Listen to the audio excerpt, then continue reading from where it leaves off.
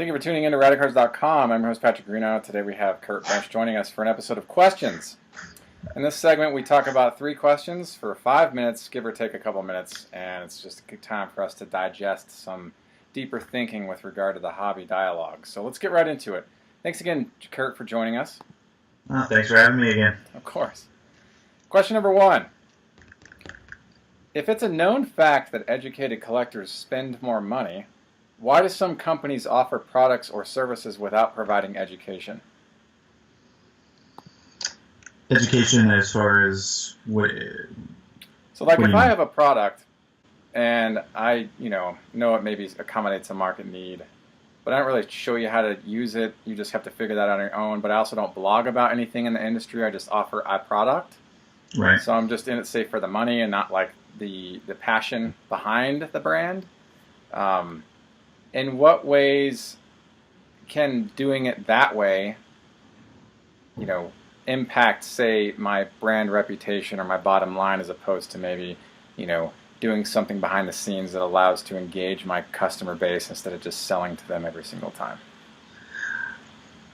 I don't know. I mean, that's a really good question. I guess I'm looking at it in terms of, if you have a product and you just focus on selling the product without engaging your audience in any capacity, whereby it being, answering questions in real time on Twitter or providing blog content to, around products when they're released, featuring customers, this kind of thing. If it's known that customers engage more with companies that are more engaging, then why are certain companies not engaging their customer base? I don't know. I mean, maybe it's a lack of foresight. Mm-hmm. I mean, Topps. I trolled them pretty hard on Twitter and Facebook. Anytime I see them, they put out an update every now and then about redemptions. So and so signed their redemptions. Be on the lookout, and I'll troll them hard because, like I messaged you a few days ago, I just got a redemption. It took 6 months, 7 months. And they do these Facebook. They're trying. I think they do Facebook Live breaks once in a while. But probably just lack foresight. I don't see Panini really doing anything at all. Of course, I don't follow them that much, but that would be my guess. Yeah, I mean, I just look at it as like, if you're like the companies that I like a whole bunch, that I appreciate, are the ones that, if I have a question, I can depend on them to provide me with an answer quickly. Yeah. Like they can listen to their audience, they can listen to their market, they can listen to what's being said about them in the ethos, and they care enough to respond and respond quickly. And so that means a lot to me as a customer, as a buyer, as a collector, and so I really appreciate that touch point. And I know that drives me to go back to them for a purchase, because I know that they're going to take care of me if I have an issue or whatever else. And that, to me, provides me with a sense of security. And that type of security can create, I think, a higher probability of becoming, a brand ambassador for that, just naturally, customer loyalty. So there are some companies that don't bother with any of this. They just want to sell product, or they just want to sell cards out of their card shop, or they just want, they don't want to, I guess, massage those customer relationships in any degree beyond just selling them something. Yeah, I had that issue with Topps a while back. Maybe being more upfront and more forthcoming with information, as far as if they advertise, 2 hits per box and you get 1, letting you know that, hey, you need to save those wrappers, because it's happened to me in the past where I didn't get the advertised amount of hits. Right. And I throw all the trash away, and then I sent them an email, and they're like, well, you need to send us all the wrappers. I'm like, I don't have them anymore. How would I know to do that? So, I mean, you're right. Messaging me back, within a reasonable amount of time, sure. And I've had companies, like Upper Deck, where I've messaged them, and I'm still waiting. It's been 5-6 years, so. Now, are you following up with them, or are you just waiting after the one message? I just gave up. I sent him a couple, and I could tell that it just wasn't going anywhere. So Yeah, it's not a big deal. yeah, we're sort of naming names here, at least in the discussion. I don't want to like make this seem like we're trying to give the companies that we're talking about a hard time. It's more just in the broader sense of things of when companies aren't engaging to their audience, you know, when they know that engagement brings customer loyalty, why aren't they more engaging? That's like the rhetoric. That's the narrative, right? That's the question. And so I'm glad we got a chance to talk about that a little bit. I know that's something that a lot of us collectors have run into in some capacity throughout the years of us collecting through various companies. So I just wanted to touch on that, and I'm glad we got to touch on it a little bit. So thanks. Question 2. For many of us, the prospect of watching exciting plays draws us to attend baseball games. That said, in what ways can dominant pitchers hurt baseball game attendance? Well, baseball to some is already considered a boring sport because there's not a whole lot going on. There's a lot of standing around. There's not a constant action, collisions and that kind of thing. Sure. If you have a dominant pitcher, Clayton Kershaw or something like that, and he's just shutting everybody down, then to some people who just want to see things happening, that's going to be pretty boring. Mm-hmm. Nobody's hitting home runs, or nobody's getting a extra base hit, a double, a triple, whatever you. That can be pretty boring to some people. Yeah, I think about I don't remember wrestling in the early to mid '80s when Andre the Giant was the king of the ring essentially. Nobody could beat him. So after a while, people stopped caring because they knew he was going to win. So it's sort of like he lost market value in a way because he was consistently winning every single time he got in the ring. In the beginning, it was fun because people got to see this and they're like, "Oh my gosh, he's fighting Andre the Giant." But then after a while, people knew that what to expect, and so they didn't put as much. They may not have bought a ticket to go see the fight, or they may not have paid any more attention after a time because it's too predictable. So if a dominant pitcher, as you were saying, Kershaw, and I think of other guys like Pedro Martinez and closers like Mariano Rivera, if it's known what's going to happen, like why would I guess some people may think that is like, why would I watch it if I know what's going to happen? Why would I pay to go see it if I know that this team is going to win? Right. Well, and that's, I think, in the mid '90s, especially after the strike, when baseball came back, I think they realized that, and they wanted to get the fans back. So that's when they kind of turned a blind eye to the steroid era kind of thing, and they were juicing the balls up. Again, people like to see things happening, see some movement. If they get a sense of, Pedro's out there today, it's just gonna it's gonna be the same old thing. But for those of us that are fans and love the sport, you never know. I mean, Mariano Rivera gives up the Game 7 World Series hit to Luis Gonzalez, and where I guarantee myself, I was like, it's over. Rivera's in, it's over. So you just never know. That's an interesting point. That you mentioned the post-strike, the post-95 year, right? So that was right when Cal Ripken was going to break the 2-1-3-1 Garrett consecutive game record. That kind of brought back excitement for baseball. But yeah, you mentioned that when that happened, after that happened, it was the McGwire-Sosa home run race of '98, and that kept people coming back. So in a way, the steroid era of the late '90s was actually really good for baseball to keep people coming to games because it was exciting to see home run after home run after home run.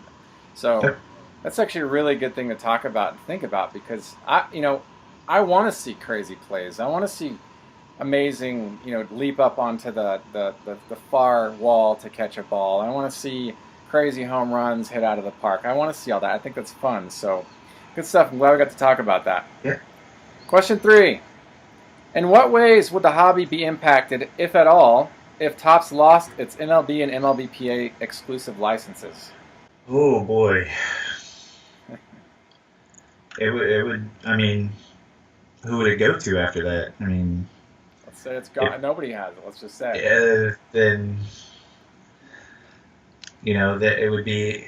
Oh man, no more tops, no more. Well, they still produce. Let's just say Topps Okay, becomes a Panini type brand.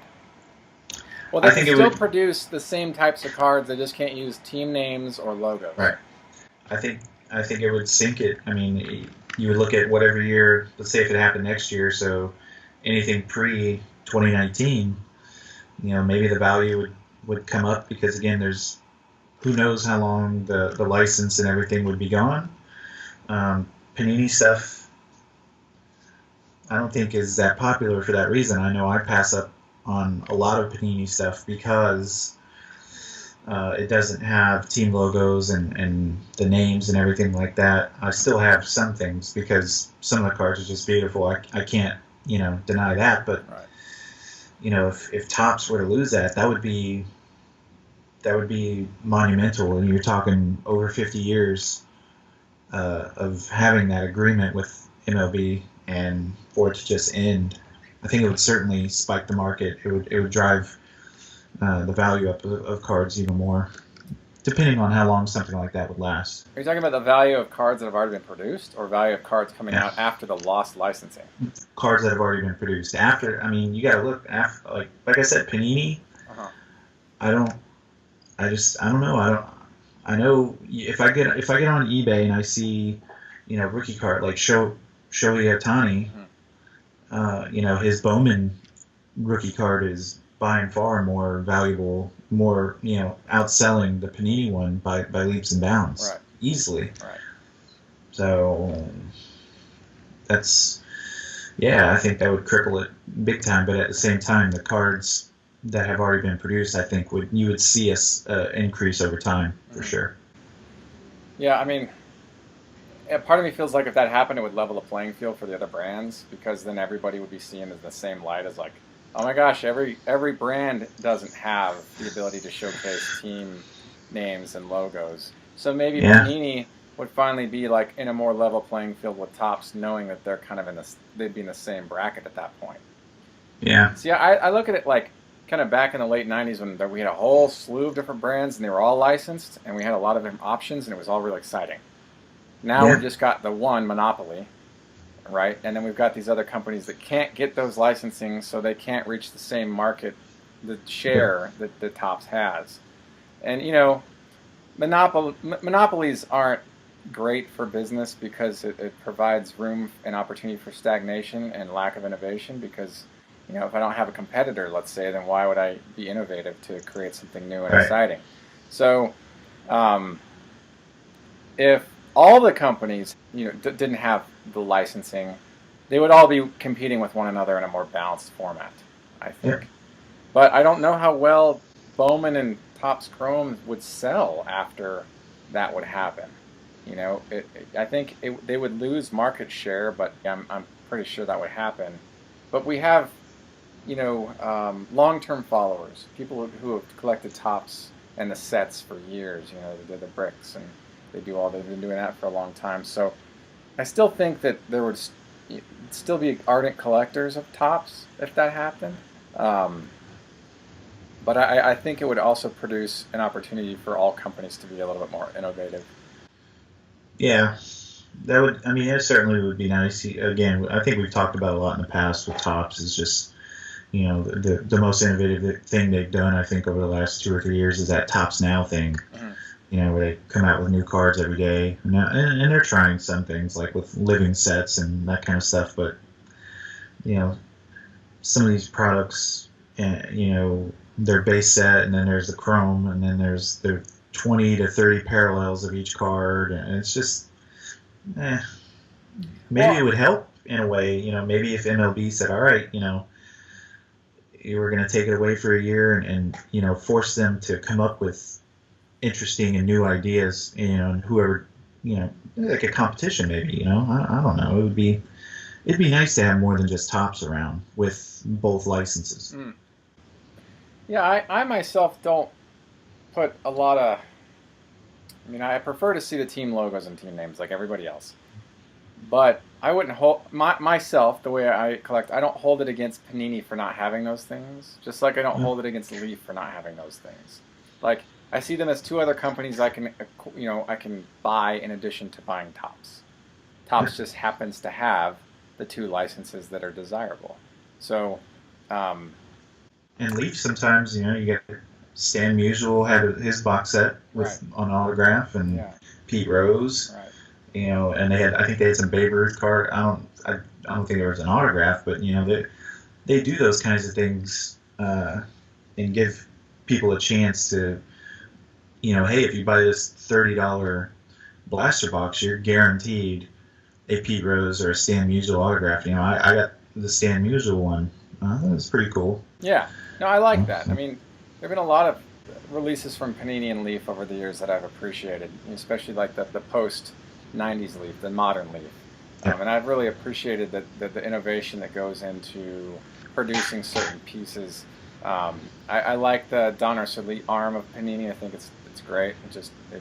Really cool stuff found in that. But I think about like this is like kind of like rhetorical, right? It's like I don't know if Topps will ever lose their two licenses, but it's something to think about.